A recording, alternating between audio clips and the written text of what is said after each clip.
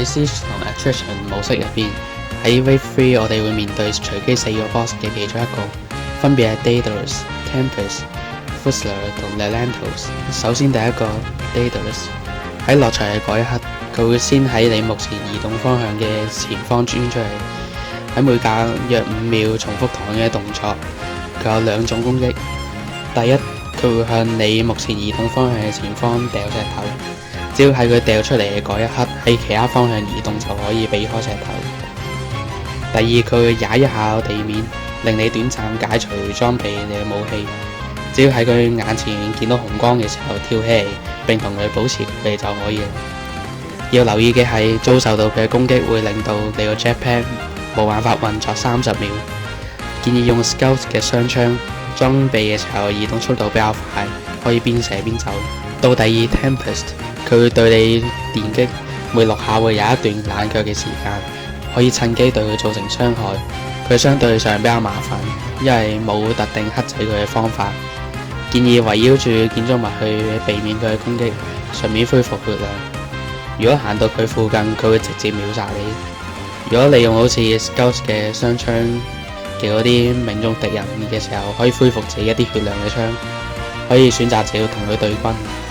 到第三 Fusler， 佢會向你射榴彈，榴彈一落地嘅時候會有紅點去提示，每6下會有一段換彈嘅時間，可以趁機對佢造成傷害。可以用 Scout 嘅雙槍邊行邊射，如果有榴彈射喺你身上嘅話，可以即刻執起又掉翻去，大概會有150傷害。到第四 Lelantos， 一落場嘅時候佢又變得隱形起嚟，而且會傳送到你附近，但係可以見得到佢半透明嘅身影，你一見到就要即刻攻擊佢，唔係嘅話佢就會向你揮一刀，傷害非常之高。佢受到傷害嘅時候就會現身，當佢受到大概100幾傷害嘅時候就會再次變得隱形。如果現身之後仲未受到過多傷害，佢會開始用手槍射你。建議喺佢現身嘅時候不斷攻擊佢，令到佢冇辦法用手槍射你，或者係用傷害敵人可以恢復自己血量嘅槍同佢對軍。事先聲明一下，接下來我錄影嘅時候我都先剷除咗所有其他小兵，唔係㗎，我唔知我點樣拍呢條片。而去到第6 wave， 我哋要面對隨機3個 boss 嘅其中一個。我個人認為呢3個係比起 wave 9嘅嗰3個 boss 仲要更加難對付，分別係 Gaia、Hermes 同 Prometheus。首先係 Gaia， 佢自帶一個大範圍嘅領域，同幾個手持機關槍同盾牌嘅小兵。喺個領域裏邊，視覺會首先受阻礙，同時如果你行到去佢附近，佢會降低你嘅最高血量嘅同時，保護自己同其他小兵嘅血量。如果補血劑量填滿咗佢血量下面嘅過熱條，佢啲小兵同埋佢會短暫進入一種無敵嘅狀態。建議首先殺死Gaia，然後一個一個解決其餘嘅小兵。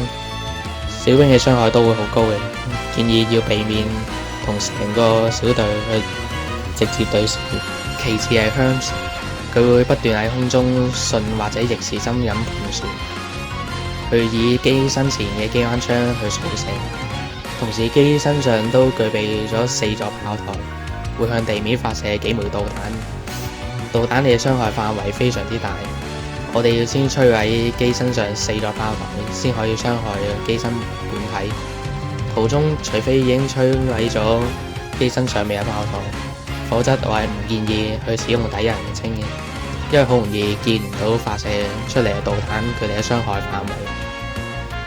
建議可以使用命中敵人可以補充自身血量嘅槍，或者係用 overcharge 可以有效解決機關槍掃射嘅問題。然之後係 Prometheus， 佢有2個階段嘅，第一階段主要以較近距離嘅噴火槍為主嘅武器，第二階段則就同時可以遠距離發射火焰彈。同時如果距離足夠遠嘅話，佢可以直接衝刺到你附近嘅位置。喺第2階段嘅時候，衝刺都會喺沿途路徑上留下火焰嘅軌跡，火焰亦都會稍為補充佢血量。佢嘅背後有2個非常之脆弱嘅燃料罐，打破佢哋可以對佢造成一定嘅傷害。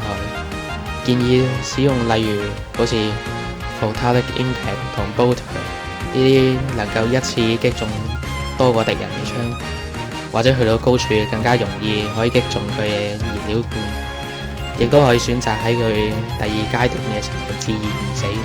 而去到第9 wave， 我哋會面對隨機3個 boss 嘅其中一個，分別係 Achilles、Trident 同埋 Sparta。首先係 Achilles， 喺直接對視之下，佢會用狙擊槍去射你，喺空曠嘅地方會變得非常之致命。同時佢會有幾個傳送器，當佢受到近戰武器攻擊嘅時候，就會隨機傳送對一個傳送器。如果我哋事先破壞佢嘅傳送器，當佢傳送到嗰度嘅時候，就會受到巨大嘅傷害。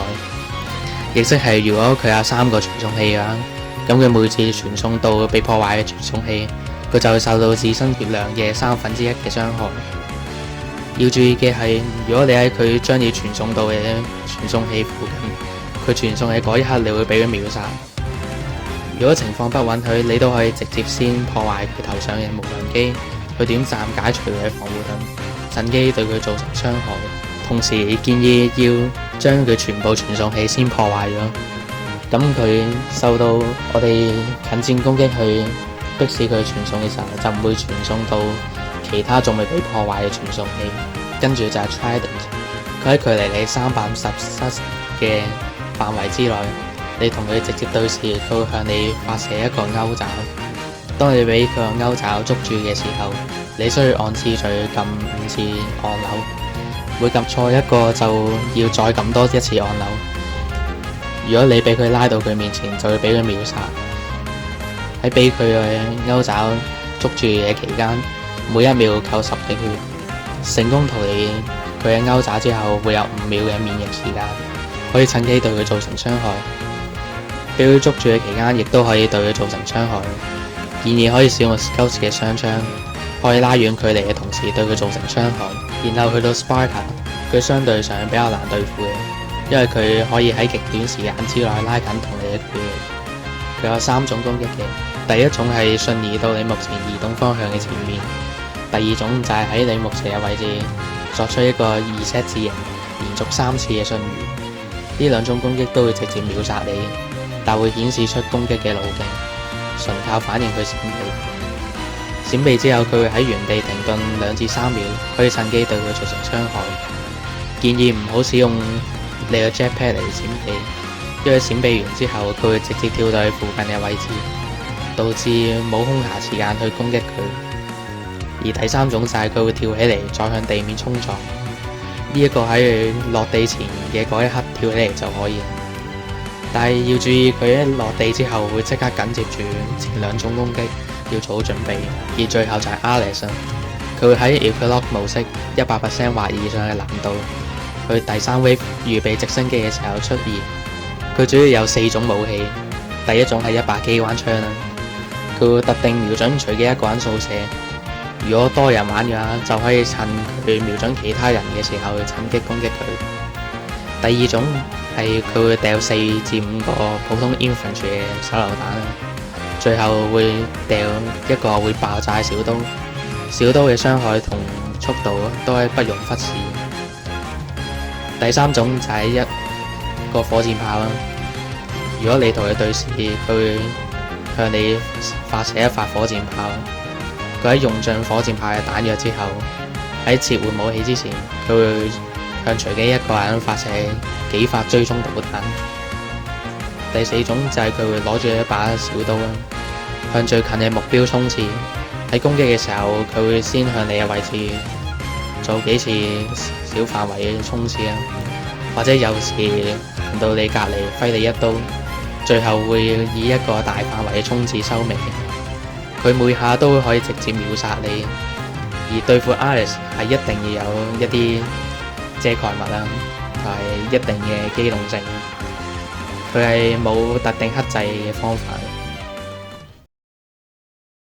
咁對於每個 boss 嘅介紹啊，大概去到咁多啦。雖然有啲細節我冇嘅，不過I don't care啦，OK。同埋去玩下 Dummy First Loop 啦。咁就係咁多。